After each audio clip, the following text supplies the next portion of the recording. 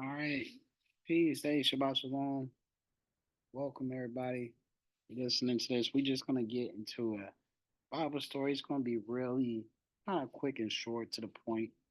It's going to talk about faith. And I think one of the best examples of that is through the prophet Elisha.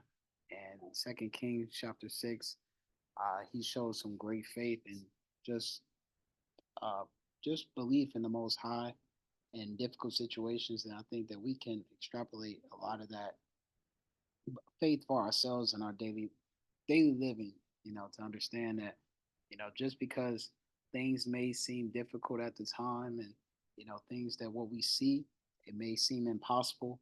We have to always understand that we live in a physical realm, but there's a spiritual power behind everything.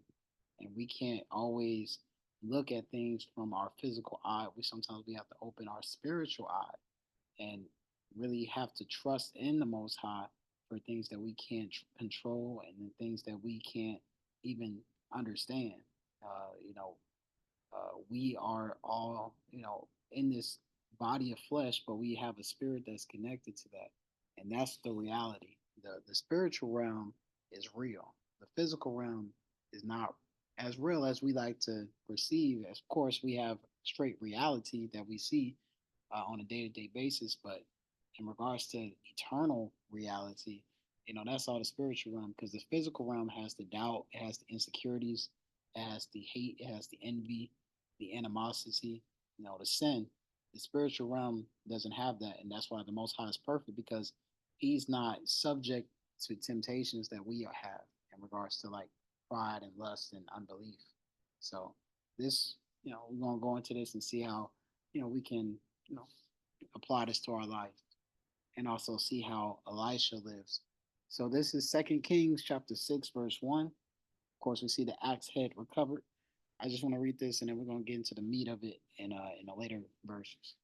So now the sons of the prophet said to Elisha, "Behold, now the place where you before where we are living is too limited for us."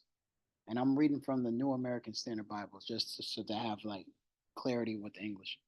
So now the sons of the prophet said to Elisha, now we know that Elisha is the prophet. Now these are the sons of the prophet. So there are prophets around, but he stands out as a stronger prophet than the rest of the people at the time, just similar to how Elijah was before him. We read that again. Now the sons of the prophet said to Elisha, "Behold, now the place where the place before you where we are living is too limited for us. Please let us go to the Jordan, and each of us take from there a beam. Let us make a place there for ourselves where we may live." So he said, "Go." Then one said, "Please be willing to go with your servants." And he answered, "I shall go." So at first, it seems like Elisha wasn't really planning on leaving. He was like, "All right, y'all want to make more space? Y'all can go." But then they asked him to come with us. And it's like, all right, I'll go, because it seems like Elisha probably had a certain, um, kind of situation going on that he's like, I'm comfortable where I'm at. But it seems like they really wanted, this man to come with them, not just because of him, but because of the protection that comes along with him. So he's like, "I'll come with you." So Elisha was already having a certain level of mercy on these people. So verse 4, and he went with them, and when they came to the Jordan, they cut down trees. And as one was felling a beam, the axe head fell into the water. And he cried out and said, "Alas, my master, for it was borrowed." So they were cutting the trees, and one of the axe fell into the water. Axe is usually made out of iron, so it's hard to get it out. Oh, my parents just joined. Hey, hey, can y'all see the screen?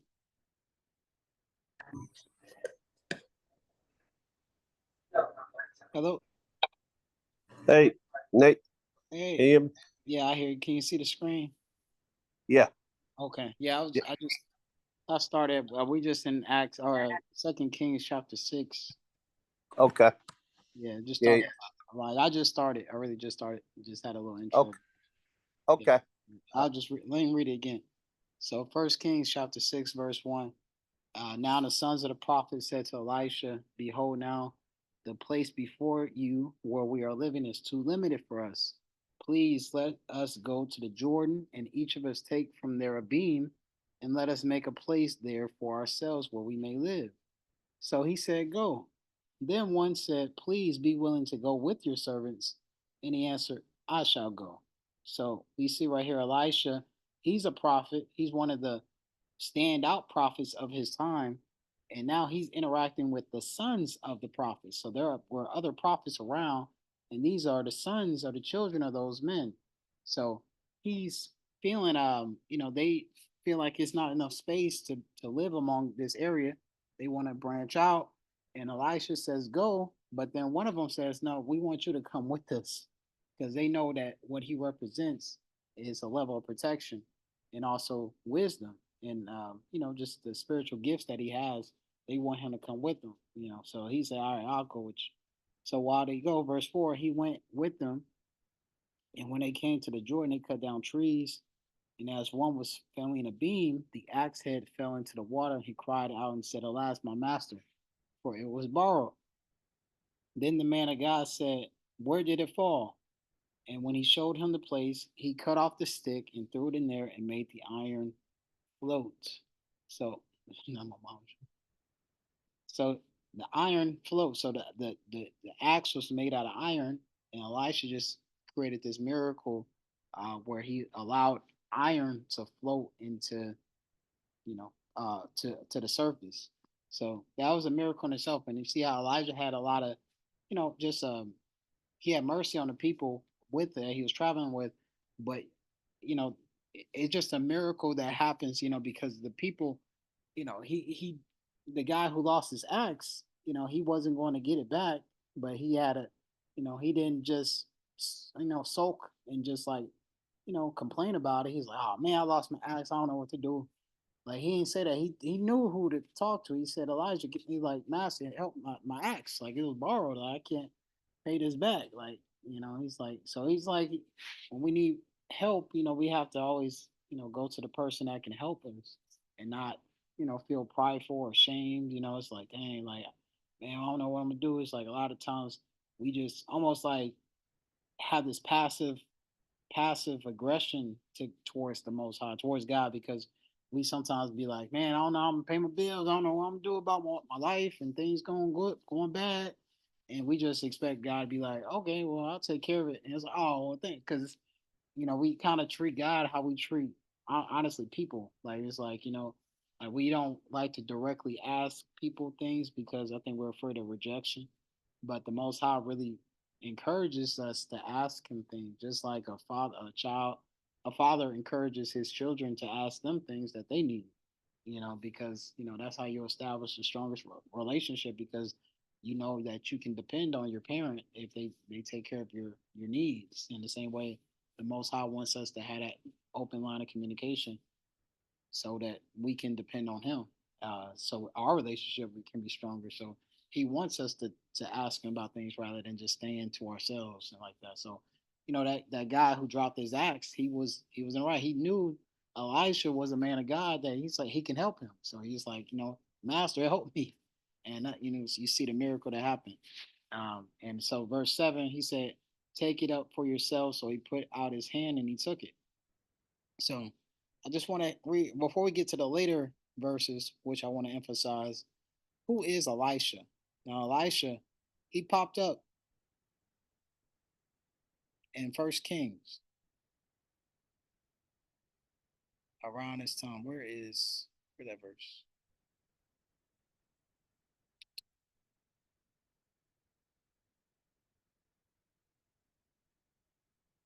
Elisha popped up in First Kings chapter 19, verse 16, and this is shortly after um, Elijah had that confrontation with the prophets of Baal, and now he gets this command, and it's verse 16. And Jehu, or verse 15, it said, the Lord said to him, go, return on your way to the wilderness of Damascus, and when you have arrived, you shall anoint Hazael king over Aram, and Jehu, the son of Nimshi, you shall anoint king over Israel, and Elisha, the son of Japhat of Abel Mahala, you shall anoint as prophet in your place.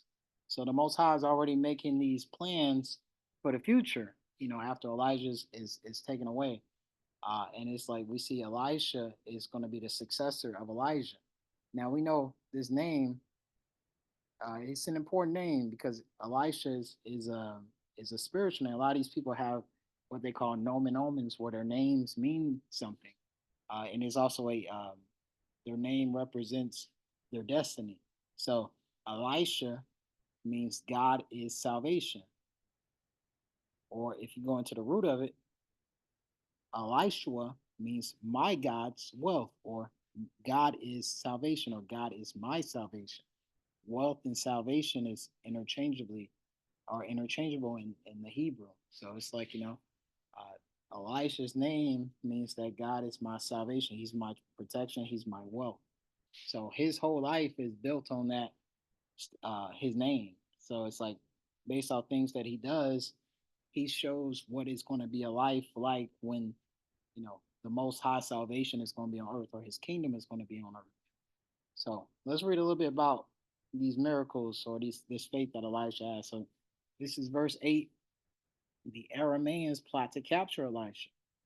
Now the king of Aram was warring against Israel, and he counseled with the servants, saying, in such and such a place shall be my camp. The man of God sent word to the king of Israel, saying, beware that you do not pass this place, for the Arameans are coming down there. And the king of Israel sent to the place about which the man of God had told him. Thus he warned him, so that he guarded himself there more than once or twice. Now the heart of the king of Aram was enraged over this thing. And he called his servants and said to them, will you tell me which of us is for the king of Israel? And one of his servants said, no, my lord, O king, but Elisha, the prophet who is in Israel, tells the king of Israel the words that you speak in your bedroom. Now, Elisha, because he has the spiritual awareness and insight, and also, the spirit is with him, so he's able to deduct things that normal people cannot do. He understands what someone is saying, talking about, about things that he's not even there. Because he's a very spiritual person.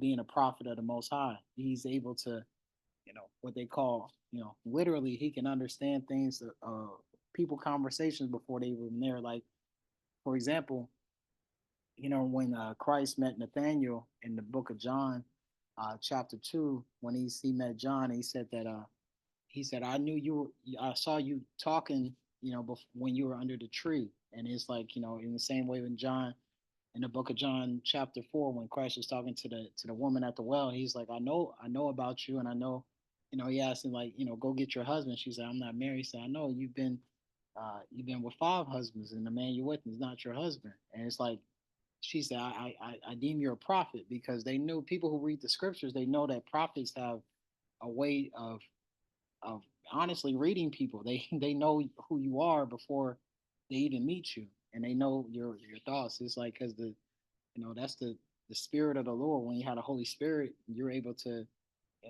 kind of see things before they appear. So it's like that's the gift of a prophet. That's why a lot of people claim to be prophets, and they don't really have those gifts. That's why people try to use things like that to make themselves into more than what they are. But we see right here, Elisha, he literally is, he's able to talk about things, to warn the king about things that the king of the Aram is doing. So he's like, you know, that's kind of crazy to think that, but that's the type of gifts that he has.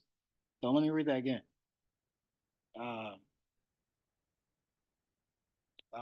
verse 12. One of his servants said, no, my lord, O king, but Elisha, the prophet who is in Israel, tells the king of Israel the words that you speak in your bedroom. In verse 13. So he said, go and see where he is, and I may send and take him. And I was and it was told him, saying, behold, he is in Dothan. And he sent horses and chariots and a great army there. And they came by night and surrounded the city. And now, when the attendant of the man of God had risen early and gone out, behold, an army with horses and chariots was circling the city. His servant said to him, alas, my master, what shall we do? So now, the whole city surrounded by this army.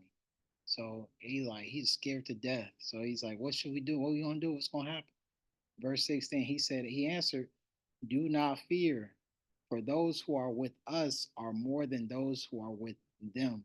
And this is a very, I think, popular scripture in the Christian church. People like to say this a lot because you're not supposed to fear them, because you have, if you have faith, the ones who are with you, even though it doesn't seem like it, they're greater than the ones that are against you. And that's why it's like we live in a physical realm, but there are spiritual powers behind every physical action. And if we're on the side of truth and righteousness, then we have these angels that protect us. They protect our people. They've protected us for centuries, and for before we were even thought of. And we can have that confidence. We have that faith and that encouragement to know that the Most High sends his angels or his powers to protect us. And see, Elisha, he recognized that off the bat. He's like, I don't care how many people are surrounded in the city. There are still more people for us than there are for them. In verse 17, then Elisha prayed and said, "Oh Yah, or oh Lord, I pray upon his eyes that he may see." And Yahuwah, the Lord, opened the servant's eyes and saw, and behold, the mountain was full of horses and chariots of fire all around Elisha. And when they came down to him, Elisha prayed to the Most High and said, strike this people with blindness, I pray. So he struck them with blindness according to the word of Elisha. Then, verse 19, then Elisha said to them, this is not the way, nor is this the city. Follow me, and I will bring you to the man whom you seek. And he brought them to Samaria. Now, this is funny because people who, I know that Star Wars is before my time, but people watch Star Wars, you may notice that they have something called a Jedi mind trick. And the Jedi mind trick, if you actually, I think it's Lucas, what's his name? The director, Lucas, I forget his name, but I think it's something Lucas. He gets a lot of his inspiration from the Bible. That Jedi mind trick is actually taken from these couple verses right here where Elisha makes sure he basically makes manipulates their mind, say like, oh, there's a scene in Star Wars that the droids you're looking for is not here. It's like, and they just keep going past. It's the same thing that he did right here. He's like, oh, you're not looking for this man. He's in another city, and he does that. So that's why I say a lot of people, a lot of Hollywood people, they get their inspiration from the Bible, even though they try to claim that the Bible isn't real, but they get a lot of their source from there. I just thought it was funny every time I read that. Uh, but yeah, people who watch Star Wars, y'all know what I'm talking about with that scene. Um, so let me read that again. Verse 19, Elisha said to them, this is not the way, nor is this the city. Follow me, and I will bring you into the man whom you seek. And he brought them to Samaria. And when they had come to Samaria, Elisha said, O Lord, open the eyes of these men that they may see, that they may see. So the Most High opened their eyes, and they saw, and behold, they were in the midst of Samaria. Then the king of Israel, when he saw them, said to Elisha, my father, shall I kill them? Shall I kill them? And he answered, you shall not kill them. Would you kill those who have been taken captive with your sword and with your bow? Set bread and water before them that they may eat and drink and go to their master.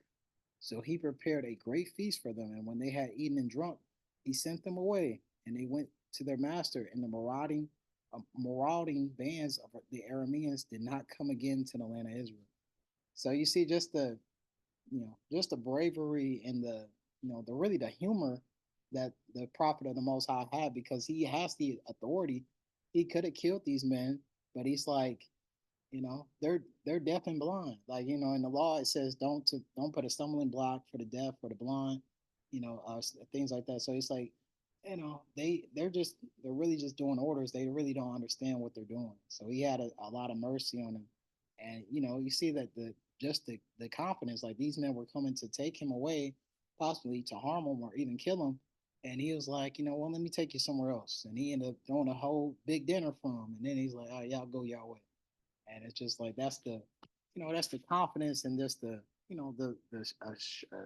assurance he has now, just having faith. That's why it's like we can learn a lot about that just by having faith And the story of Elisha is very encouraging.